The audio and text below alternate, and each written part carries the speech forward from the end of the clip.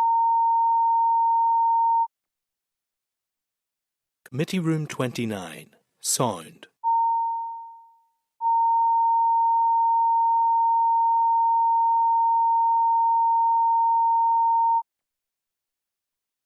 Committee Room 29, Sound.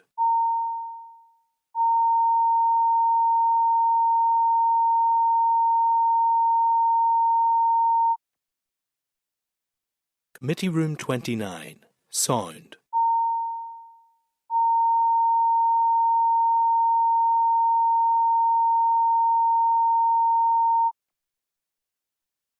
Committee Room 29, Sound.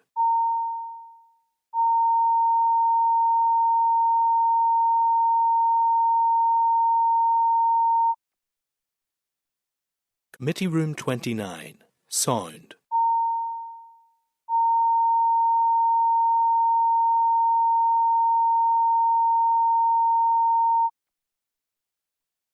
Committee Room 29, Sound.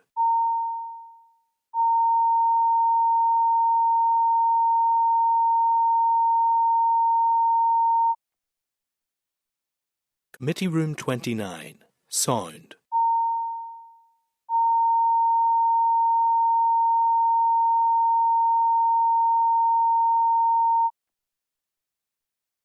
Committee Room 29, Sound.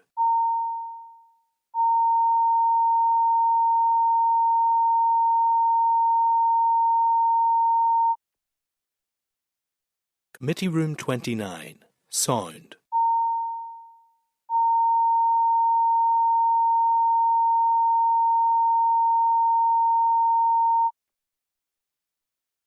Committee Room 29, Sound.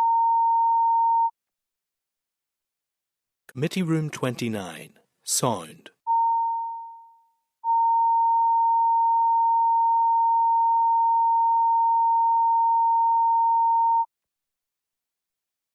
Committee Room 29, Sound.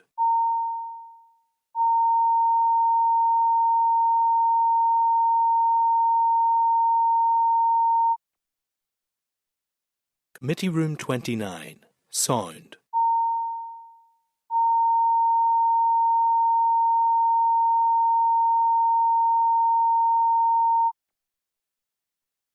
Committee Room 29, Sound.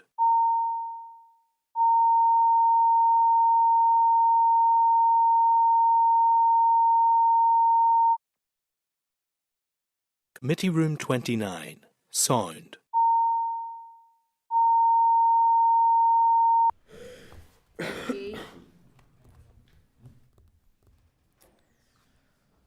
Okay, I think that's us open in public session again.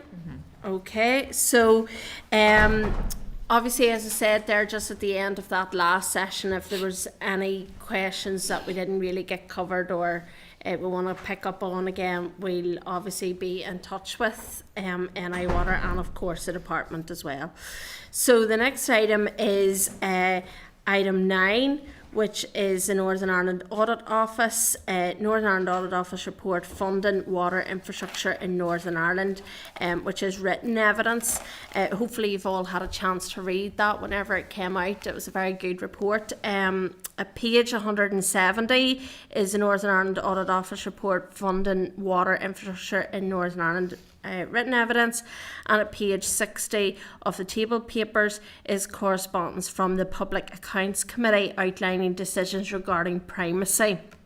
So I want to advise members that the role of the Public Accounts Commission, or the Public Accounts Committee, is to consider reports and reports on accounts published by the Northern Ireland Audit Office, obviously.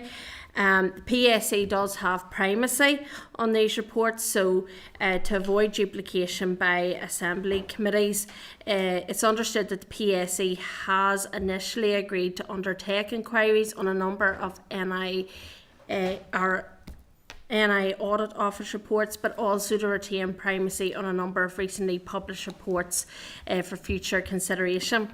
This does include the report on funding water infrastructure in Northern Ireland.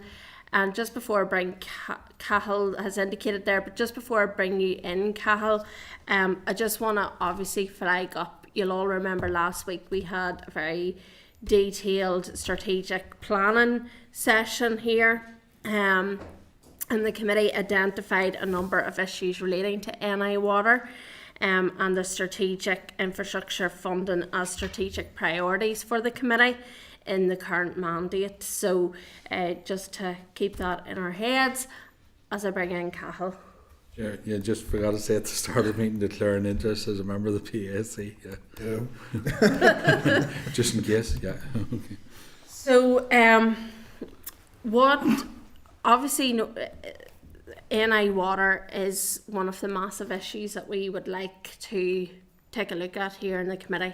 So what I'm suggesting, if the committee were in agreement, is that I would write and inform the chair of the PSC committee that this committee has identified funding of Northern Ireland water and strategic infrastructure as strategic priorities for the mandate, and ask the PSC to expedite a decision in relation to any further work it may wish to undertake in relation to the report, because this will assist obviously our committee in our development of our strategic plan for the mandate. So essentially what I'm just doing is asking that the PSC expedite a decision around what they're going to do in relation to the report. So we can have, as members of the committee, we'll have that conversation. We're meeting tomorrow, Chair. I'm happy with that direction. Is that okay? Yeah. Members content with that? Yeah? Yeah. Okay, thank you. So we now move to item 10, which is the SL1, the alleyway to the rear of numbers 92 and 122 at Royal Avenue, Belfast, Abandonment Order, Northern Ireland 2024, and at page 233 is the SL1. The purpose of the rule is to abandon an area of 101.47 square metres of former alleyway to the rear of numbers 92 to 122 Royal Avenue, Belfast, extending from its junction with Kent Street for 36.37 metres in a southwesterly direction. This rule is subject to negative resolution, so I'm seeking agreement that members are content with the proposal for the statutory rule at this stage. Members content? Okay, item 11 is subordinate legislation, SL1, not subject to assembly procedure. Advise members that there's one proposal for statutory rule is not subject to assembly proceedings. The rule is at page 237 of the members' packs. So at page 237 is the SL1, the road races tour of the Sperrins Rally, Order Northern Ireland 2024. This rule is not subject to any assembly procedure and is not required to be laid. The rule will permit the suspension of the right-of-way of traffic on Saturday the 18th of May 2024 at certain times on certain roads within counties Londonderry and Tyrone to allow the Macrofelt and District Motor Club Limited, promoter of the tour of the Sperrins Rally 2024, to run the event. Are members content with the proposal for the statutory rule? Hey. And I just want to ask, so yes, content with the proposal for the statutory rule at this stage, yeah. So at item 12 is the forward work programme. At page 240 is the draft forward work programme. And obviously today it will be updated to reflect anything decided at today's committee. So you're agreed with the evidence sessions and strategic planning is set out in the draft forward work programme. Yeah, and you'll see there next week with a review of the taxi operators licensing and a briefing as well from Reyes too. Cahill, just another item, Chair, on the work programme. I have a contact for the PSNA in terms of we've a briefing session on the 5th of June, so I'll pass that on to Kathy. All right, I have a contact, yeah. Sound. Okay, perfect, thank you. And so I ask members any other items of business that they wish to raise at this moment in time?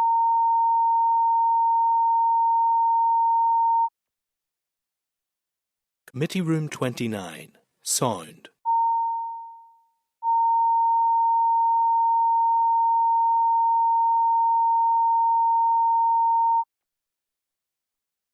Committee Room 29, Sound.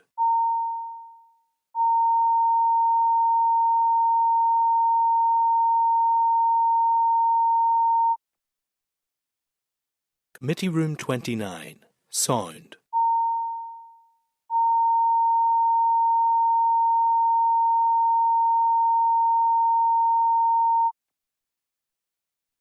Committee Room 29, Sound.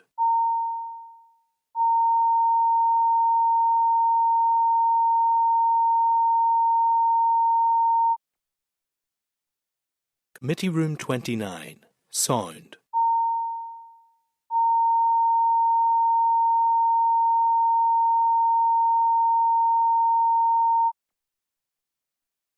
Committee Room 29, Sound.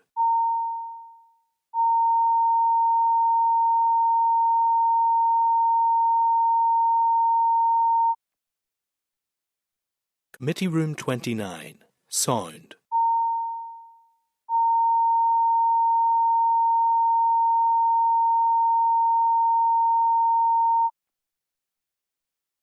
Committee Room 29, Sound.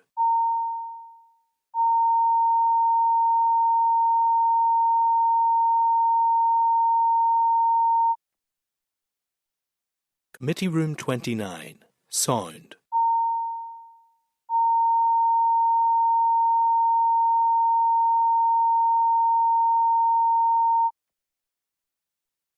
Committee Room 29, Sound.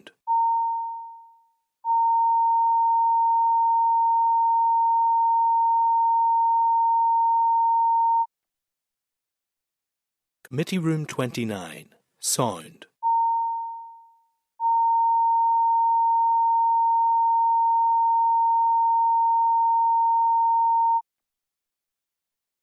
Committee Room 29, Sound.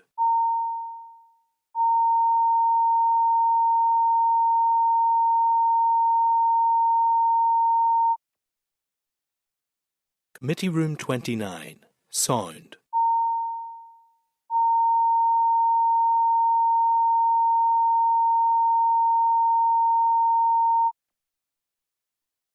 Committee Room 29, Sound.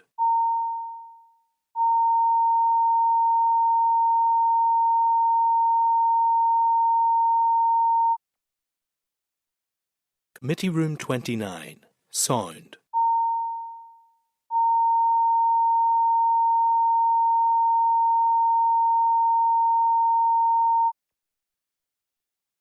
Committee Room 29, Sound.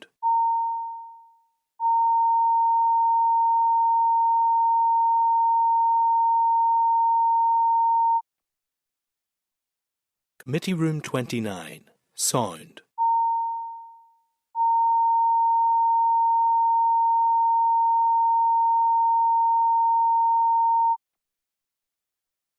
Committee Room 29, Sound.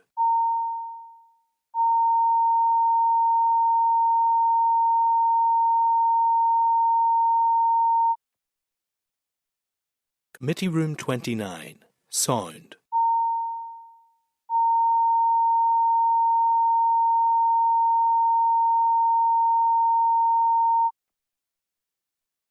Committee Room 29.